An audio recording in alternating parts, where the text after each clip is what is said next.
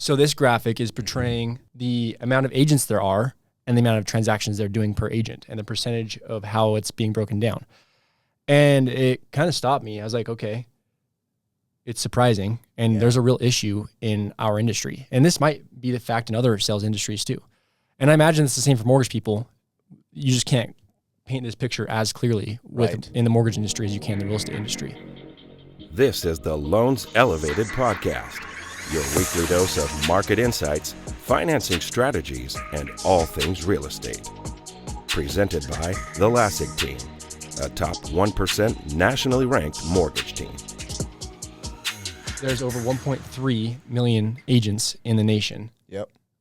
But 71% of them are doing no transactions. Huh.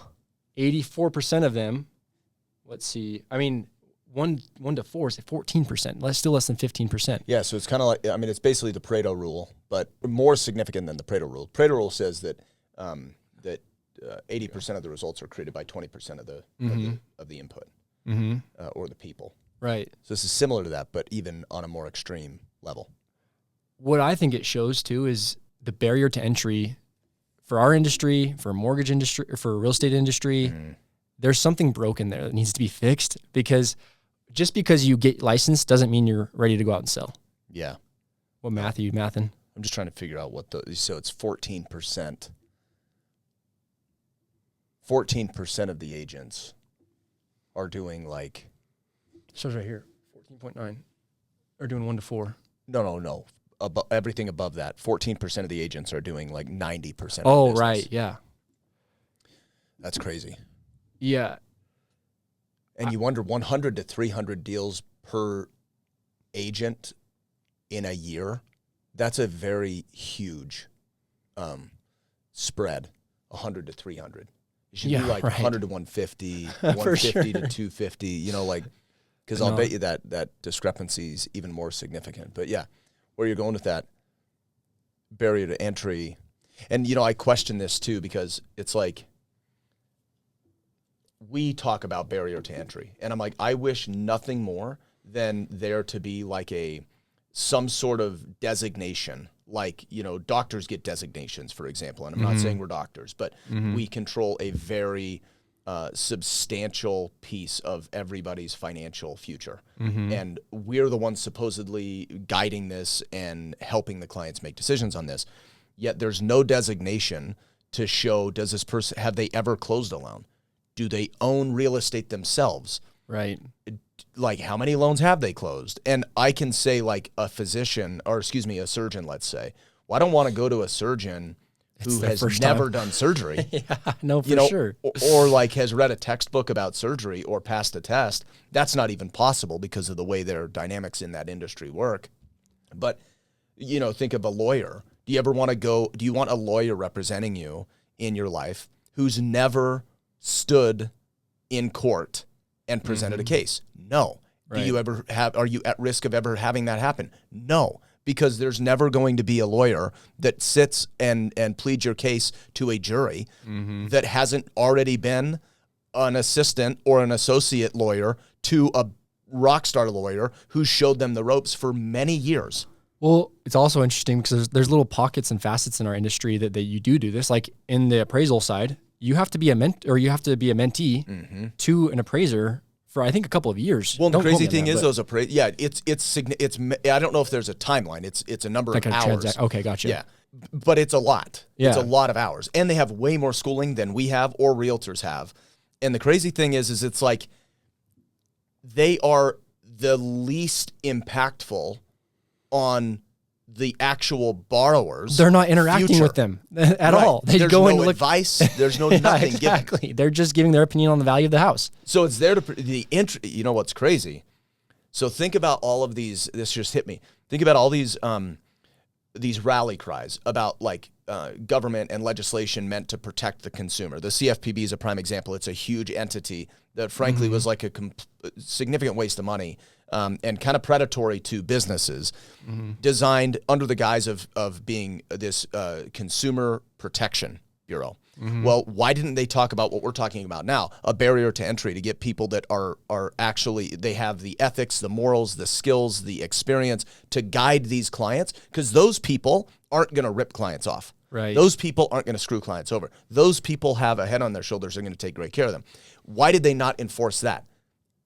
But why? So let me ask you a different question. Why did they enforce appraisers to have so much experience and training and mentorship and all these things before they could go do the work on their own? Was it because of the 08 bubble? That'd be my. But why? Because they control the prices. And right? who does it protect? The banks. The banks. Not the borrower. Exactly. Right. Right? Yeah, that's true. It's full circle. Right. So the big money is like, to hell with this. We're never going to let this happen again. Something has to change because we can't be at this much risk with our capital. It's true. But we're fine to let clients at risk of like some freaking jackwagon who knows nothing about real estate, frankly. Like all these guys here, probably at least this 71%, that no transactions in a year, they don't know anything about real estate. Those 1 to 4 maybe know about as much as the average homeowner knows. Well, hell, look at this 1 to 4. That's so 85% of agents at that point in our market, that's below the area median income if you're closing 4 units. Way below. Which that means you're not really qualifying for your maybe a starter level home. So especially if you're looking at luxury real estate or something like that, is that the best person to guide you? Right, exactly. And it's crazy because, again, going back to like my original harp, there's no designation. You don't know if real estate has some, but they're not well known. No. Like they're just like letters after their name, and it's like, what the heck does that mean? It kind of looks official, I guess, if they have it. Right. But no one really knows what it means. I think there needs to be a push for lenders or loan officers, I should say, mortgage loan originators and realtors.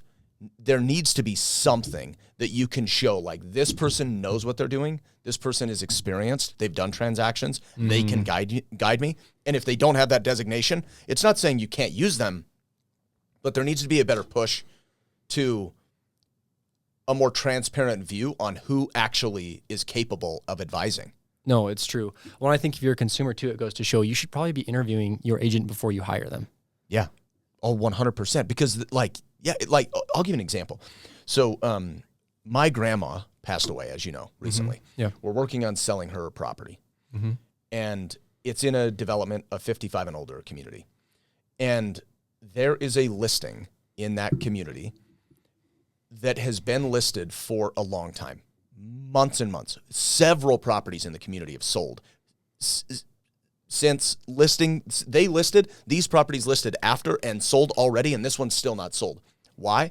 You have a part-time realtor who never answers their phone, and they have the property listed as a single-family home, and it's an attached dwelling.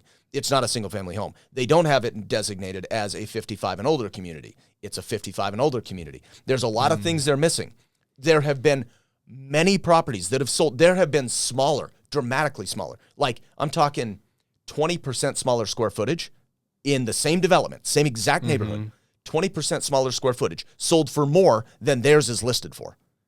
But Brock, she was only charging 1%. Right, or whatever the heck she's charging. Exactly. You know, it's like, but what the hell is it worth if the house is not selling? Exactly. And frankly, those other agents may or may not have been charging more, but the clients made dramatically more. Like, we're talking from a comparison, like relative to the cost per square foot and stuff, they theoretically made like 20% more, or more than that actually, because the properties that were smaller sold for more than this one, and they weren't in better shape. They were built the same exact year. They look exactly the same. And it's like, that is the underscore. But to your point, people are so obsessed about that percentage of commission. And it's like, well, you know, who's going to work for free? The person who doesn't believe that they're worth anything. That's who's going to work for free. Exactly. And odds are the pros here are going to get you more for your house. That's a prime example. They do more transactions. They know what matters to buyers. Well, and here's the deal. They can negotiate. Yeah. They've been across the table from people, and they've heard all the things, and they've heard all the negotiations, and they don't get tripped up, and they don't get emotional. And who wins in a negotiation? the one that can control the dialogue, essentially. Yeah. Well, somebody who's inexperienced, who's never done sales, is not going to be able to do that. The only way to get better at negotiation, too, is repetition. Repetition. You don't just get better by reading a book. Exactly. Working with a rock star team, being involved in many transactions, lots and lots of practice. So it's like, do you want to pay somebody a discounted rate, which is still thousands of dollars, to train through your transaction? Like, you're basically paying somebody to train with your money. Why? Yeah. Well, crazy thing too, this goes the same on the mortgage side. Like I said earlier, we can't pull these numbers as easy, but I know, I wish it was more transparent. right. And reason being is because you can have licensed originators that are working on a team that aren't necessarily originating. Just like our team. Exactly. The whole team's licensed. Yep, exactly. Yeah. So, but when it's most oftentimes the largest financial decision they're making and the way that they structure their loan. If they're not doing it the right way, it could be costing them thousands. Oh my gosh. And the amount of loan estimates I'm seeing right now from lenders that just want to show the lowest rate because it makes sense to refinance in some cases, they're charging absurd amount of fees. And you just know it's some chump that might have got their license a couple of months ago because they know a refinance boom is about to happen and just wants to show the lowest rate, but then charge obscure amount of fees. Just makes no sense to me. And that's on a refi. Like, I get more frustrated about the purchases. I mean, it's all significant. Like and we can't get too much on a tangent here, but it fires us both up. Yeah. And I'm like, I heard the other day from a realtor friend of ours that there are rumors about us, our team, me, you, Ryan, our team generally, and us as people, that we are quote unquote predatory lenders. And I'm like, that's interesting. Who the hell said that? And help me understand why. Chances are this is some probably competitor or lender who thinks that we're predatory because we don't play the BS game. And it's like, what we're saying right now is you're predatory if you aren't knowledgeable enough about finances to guide your client to make the right decision, as opposed to like a microscopic little view of the interest rate and the fee. Like, you look like that and that's the only thing that matters. Well, what about the advice you're giving them is causing them to miss out on hundreds of dollars per month in savings somewhere else that doesn't have to do with the mortgage directly? Or what if it is costing them, frankly, millions of dollars in net worth long term because they're putting their money in the house, which is doing nothing for them, and they could be investing it elsewhere, not putting them in a reckless position. And that's the thing that people get so misconceived about, is it's like, if you have more cash, even if you have a higher payment, you are better off with more cash because that cash can subsidize that payment. That cash can cover the whole payment. That cash can be invested for any myriad of things that are unexpected. And it's like, it's just helping clients understand the full picture rather than the rate and fees. It's called financial savviness. Exactly. Yes. It's called you understand how finances work. That should be part of our job description. 100%. Yes. And there's no way for clients to understand that. But it does become predatory for the ones that are undereducated or the ones that are just not qualified. Like, frankly, I think we're overqualified beyond most of our competitors. For the ones that most of our competitors, they're going to talk about the rate and they're going to just really focus on the rate. Why? Because they know nothing else. They don't even know how to communicate all the other stuff that matters. And it's worth so much more. But then, the argument will come back. Well, if somebody pays a quarter point higher rate, you know how much more interest they'll pay in the lifetime of the loan? Do you know how long they'll hold the damn loan? Do you know that it's tax deductible and there's a 30% discount on that money? Like, do you know all these other things? It goes over their head. And most of them are even homeowners themselves. Right. And it does take us the way we do it, significant time and slowing down the conversation to help clients wrap their heads around this. But when they do, it's just like, there's no going back. You can't unsee what you've seen. And the bad part is these under-experienced people don't even know how to shed light on what needs to be seen so the clients can make the right decision. For sure. Well, I think this goes to show, though, just because you're a new agent, though, doesn't mean you have to look at these stats and be discouraged. 100%. It's just a matter of doing daily efforts and compounding over time. I mean, you can be a new agent and be in the top 7% in your first year. I mean, dude, we've seen new agents do more than 20 transactions in a year, their first year. So I think it's a fallacy that people think, and there is some truth to this. when the longer that you're in the business, it's going to compound over time because you can help your past clients. But that's only if you stay in front of them. Well, and so many realtors and lenders alike are like, oh, I've been in the business 25 years. And it's like, awesome. You closed like 7 deals in 25 years? In 25 years? Yeah, right on. exactly. That just means nothing. Like exactly. Or whatever. You closed 2 deals a year for 25 years, 50. Well, we closed 50 last month. So what, like, does that mean that we have like 20,000 years of experience relative? You know, like that's the other thing you got to recognize, and you get wowed by, they've been in the business a long time, so on and so forth. And I mean, what I will say though, is especially real estate. If you're at a good quality brokerage, there's many brokerages that they're really not quality. You're just basically, you have the ability to transact, but there's no value being brought. Many other brokerages, there's significant value and they get a lot of training. So what I will say about realtors especially is they do a great job at giving highly valuable training. Even if the realtor doesn't have much experience, they are able to leech off the experience of many other people in their offices if they're at the right office. And so I don't think we're saying like you need to be in the business for a certain number of years or anything like that. But if you're dealing with somebody who has not done a lot of transactions and doesn't have the experience, my first question would be, hey, I want to support you. I think this is great. You're a hustler. I love your energy, so on and so forth. But do you have somebody who has done this in a significant way who's going to be by your side helping with the negotiations? Because like you go into a car dealership, most people get raked over the coals because most people have no clue how to negotiate anything. Well, and I think on the flip side, if you're a new agent, you should disclose that when you're going into it. Hey, I'm new to this, but I'm going to work my tail end off for you, and I've got a team supporting behind me. That's almost better through the transaction, because you get a new agent that's hungry as crap, and they're going to do whatever you want, whenever you want, answer the call, be available all the time, and then you have a rock star who has all the love. And I did that with you 8 years ago. I remember I would go and meet with clients and say, hey, to be fully transparent, I'm new to this, but I've got Brock behind me who does hundreds of transactions a year, and he's going to help me through every step of the way. And they appreciated that. Right. You legit get the best of both worlds. And that way, when they ask me a question that I don't know an answer to at the time, I don't have to make up some BS answer and lie to them. I can say, I don't know. Put their money at risk. Exactly. I can say, I don't know. Let me go ask my team and I'll come back to you. Yeah. Yeah. It just makes the whole process better for everyone. Yep. Another thing I found interesting, there's close to a 50% drop off between 1 to 4 to 5 to 9, but then also from 5 to 9 to 10 to 19. So it shows that scaling in this industry is difficult. 20 to 29. Yeah.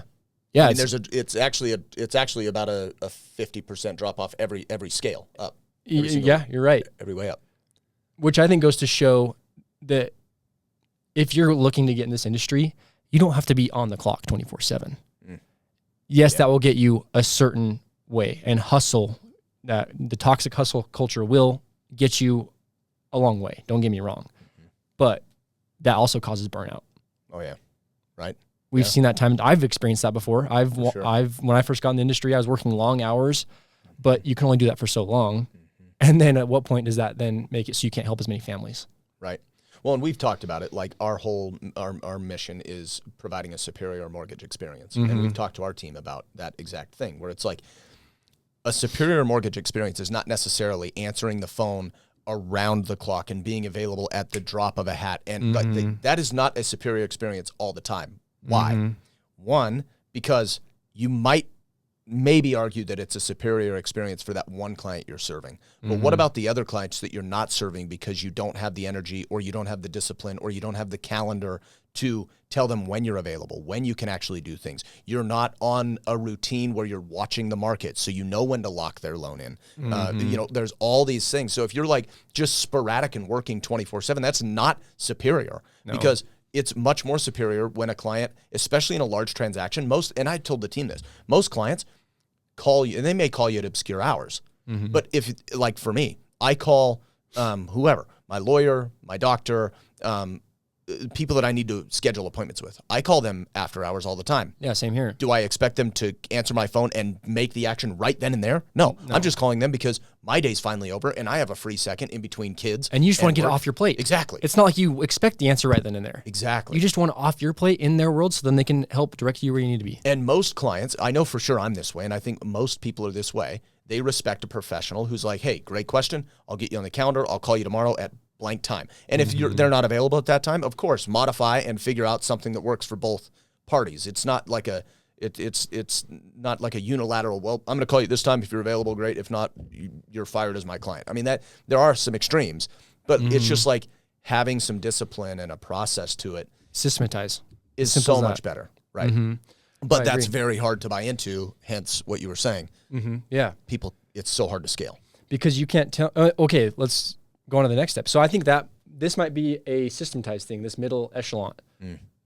Up here, the top echelon of agents, that's probably a scaling and hiring thing, which goes along with systems. For sure. Which I think it's hard to hire. Well, it's not hard to hire. I don't think a lot of real estate agents do hire. Right. Which there's not a lot of training on it. Yeah. They think they can do it the best. The only ones that do that level of transactions have a large team, and they are miles above virtually every other agent. Yeah. Now, there are some teams that just scale with a bunch of realtors. So they hire, but they have a bunch of realtors, and they just have leads, and they just dish those leads out. Again, you are trusting a person training on your transaction. That's what's happening in those cases. So when you have teams that do enormous amounts of transactions, at that point, it's kind of like a glorified MLM. 100%. And you have maybe the least quality realtors, not always, but maybe the least quality realtors on that side, because they are oftentimes desperate.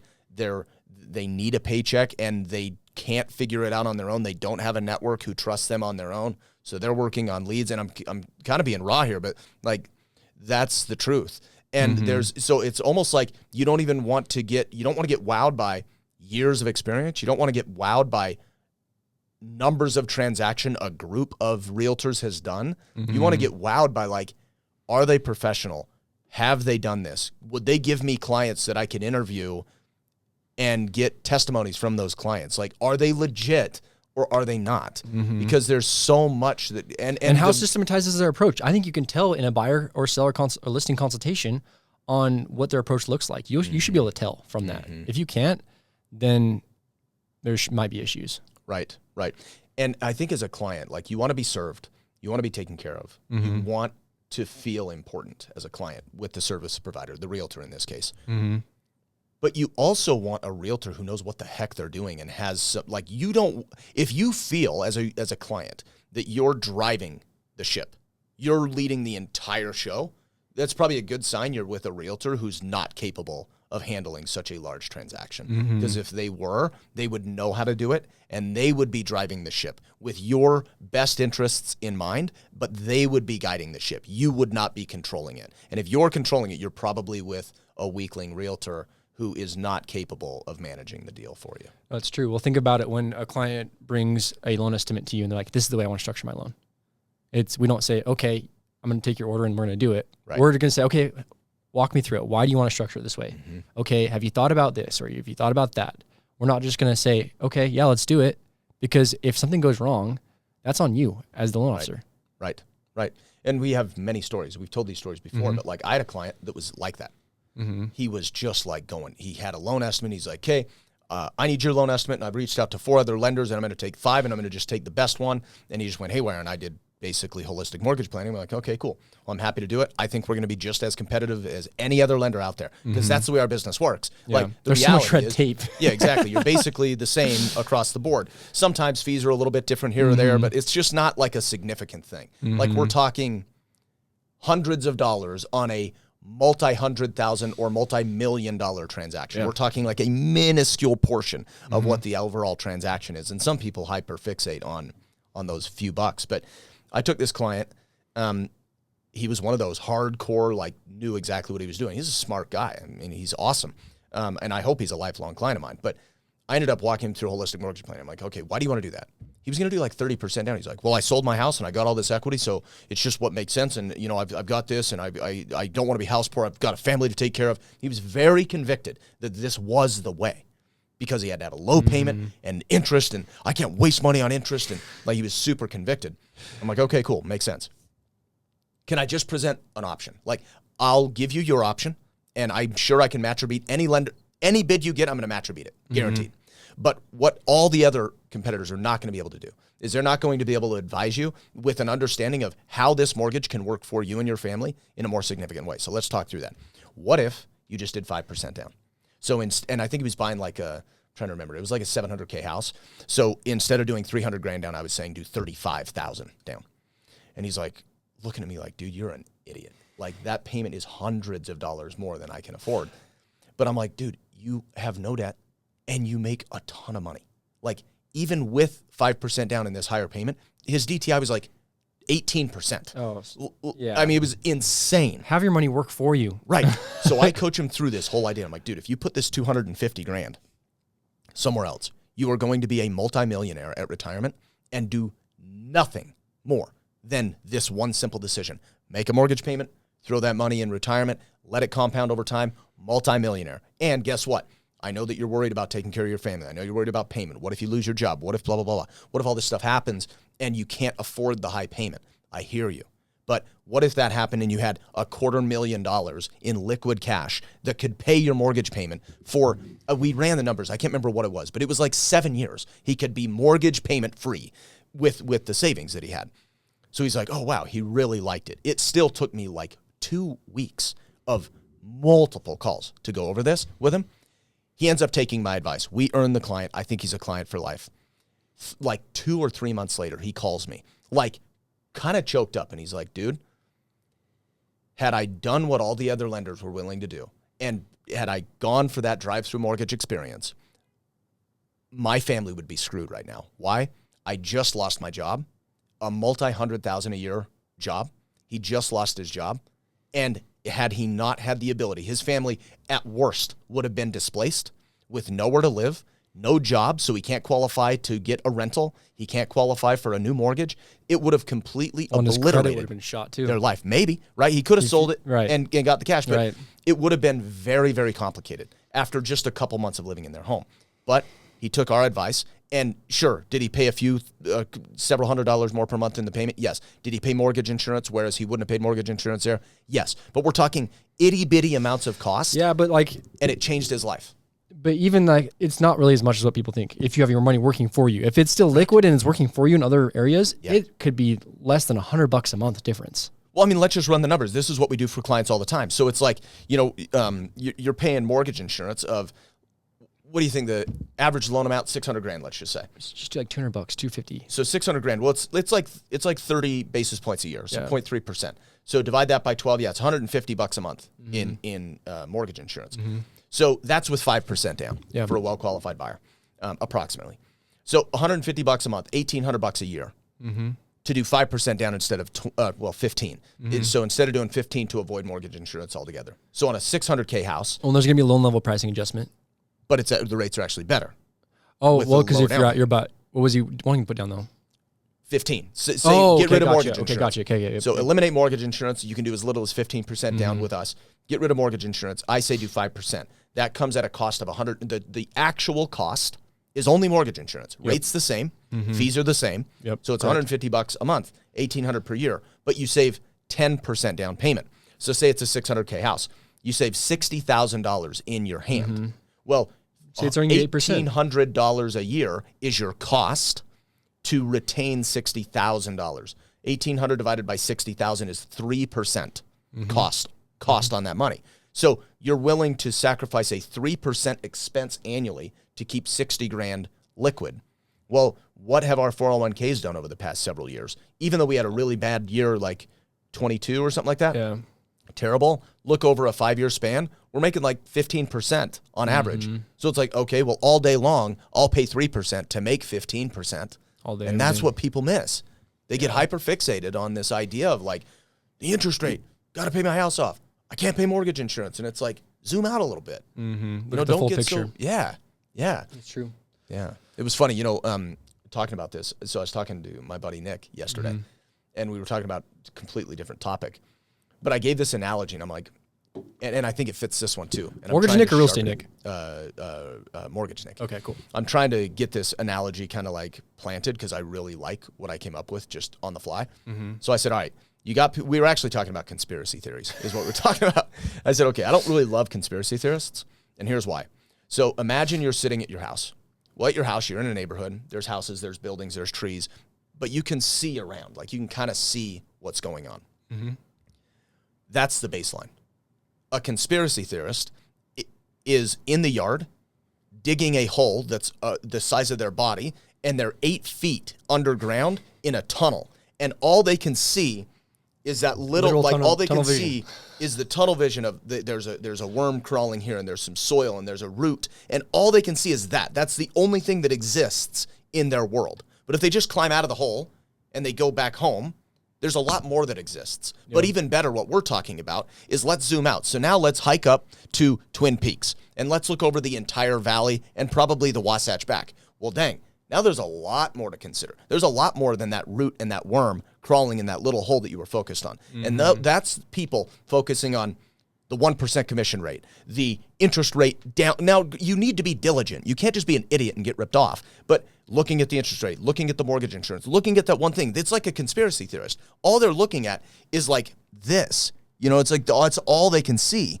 Whereas there's so much more if you are just willing to be Well, it's crazy objective. how that analogy works in so many different facets with a transaction. That same thing with negotiating and same thing. Right. I mean, it's do you need to freak everything. out about the $1,000 that the buyer's asking you for? Does it actually matter? No, it doesn't. Because then the cost of having to relist, it's way more than $1,000. Yeah. Say you need to go another 3 weeks while it's listed. Well, you have another mortgage payment that's $4,000, exactly. so you just Debt lost service $4,000. is really fun. Right. It's like, and people totally miss it. Yeah. So it's like, because it gets emotional quick. oh, for sure. And that is the value of a very good agent. Mm-hmm. The last thing you can afford is an agent or a lender in these circumstances, mm-hmm. or any professional service provider. Mm-hmm. Last thing you can afford is one that doesn't know what they're doing, because when you don't know what you're doing and you're out of your comfort zone, mm-hmm. you become emotional. That's the default reaction. With your client. The best thing is just to let your client have a 5-minute funeral. Right. Let them feel the emotion, but then bring them back to reality. Yeah. The big picture. Yeah. And I think that's the more important thing than, like, again, you can't get ripped off, but it's more important than the commission rate, than the transaction fee, than the interest rate, than the closing costs. It's like you're focusing on a few $100s. Well, mm-hmm. if you've got somebody guiding you pragmatically, thoughtfully with your future and your financial wellness and your family's legacy in mind, I promise you it's going to be worth a lot more than $600 difference in fees. Yeah, like it just true. Is, yeah. You know, so I don't know. No, I think this is huge. Well, anything else you want to cover regarding this? No. Okay. I don't think Sweet. so. Sweet. Well, please do me a favor. If you know someone that's looking to hire a realtor or make any moves, before they do so, send them this episode. It would mean a lot to us. Just that way they know what they're getting into with a transaction. And as always, tune in for the next one. Thanks for listening to the Loans Elevated podcast. For more resources, tools, and market updates, visit loanselevated.com. Don't forget to follow and subscribe for next week's episode.